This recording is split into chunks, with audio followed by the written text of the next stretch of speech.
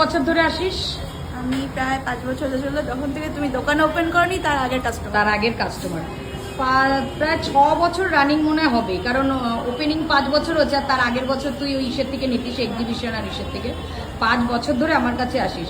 দেখি ওর বিলটা দে। আচ্ছা, ও যখনই আসে ওর বিল অ্যামাউন্ট আজ অবধি কোনোদিনও আমি 5-এর নিচে করিনি। এই যে হচ্ছে ওর বিল অ্যামাউন্ট 5140, আর এটা প্রায় আরো 1000 টাকা মতন। মানে ও যখনই আসে 5-6 হাজার 7 হাজার টাকা নিচেও বিল করে না, ও একবারে 2 মাসেরটা ও আমার থেকে নিয়ে চলে যায়। তো আজকে ওর ভিডিও থ্রুতে আমার সবসময় পুরনো কাস্টমারদের ভিডিও নেওয়া হয় না, আজকে ওর ভিডিওটা আমি নিচ্ছি। সবাই তো নতুনদের ভিডিও দেখছো।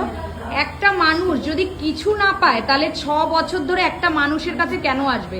লোকে আজকে একটা ড্রেস পরলে সেই ড্রেসের ছবি তোলা হলে পরের দিনই সেই ড্রেসটা আর পরতে ইচ্ছা করে না আমাদের, যে না ওটা পরে ছবি তোলা হয়ে গেছে। কিন্তু আজকে ওর মুখে সত্যি 6 বছর ধরে কেন আসিস আমার কাছে? তোমার বিহেভিয়ার প্রথম কথা খুব ভালো, তুমি সব কিছু নিজে দেখে আমাকে দাও প্রোডাক্ট, আর প্রোডাক্টের খুব ভালো কাজ হয়, এই জন্যই আসি।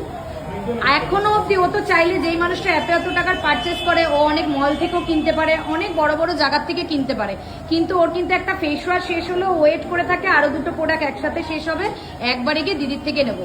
তো এই ভিডিও থ্রুতে আমি এটাই বলতে চাই, অনেকে নতুনরা আমাকে অনেক রকম কোশ্চেন করো, দিদি কাজ হবে তো?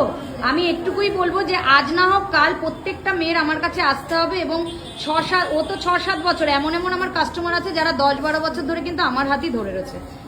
চলো।